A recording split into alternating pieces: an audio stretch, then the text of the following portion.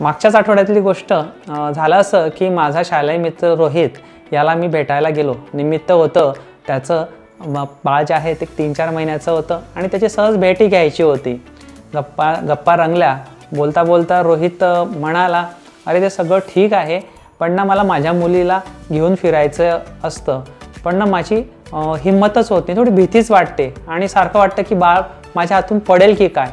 तर तो म्हणाला, बाळांना धरायचं कसं ते मला सांगशील का रे? तर आजच्या व्हिडिओमध्ये आपण बाळांना धरण्याच्या काही पद्धती आहेत त्या आपण बघणार आहोत। पहिली पद्धत आहे क्रेडल होल्ड। यामध्ये बाळाला धरून ठेवण्याची एक सोपी आणि नैसर्गिक पद्धत आहे। यात आपण काय करतो, बाळाचं डोकं हे तुमच्या एका हाताच्या कोपऱ्यावर ठेवतो, हाताने खालचा भागाला आधार देतो आणि दुसऱ्या हाताने पहिला हात धरून बाळाला घट्ट पकडून ठेवतो।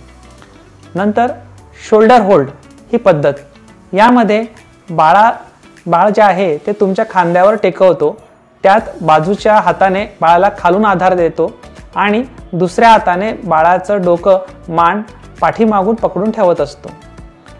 तिसरी पद्धत बेली ग्रिप।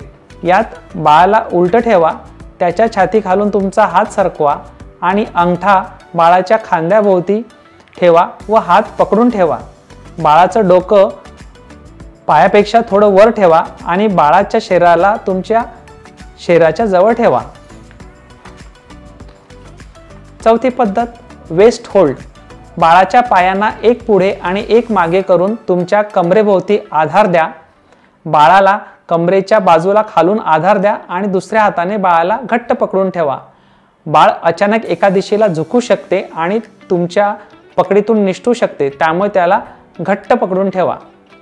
बाळाला सुरक्षित ठेवण्यासाठी बाजारामध्ये baby carrying board, slings, monkey bag उपलब्ध आहेत। हे तुमच्या बाळाच्या वयानुसार वापरा, यामुळे तुम्हाला तुमचे 1 किंवा 2 हात मोकळे ठेवता येतील।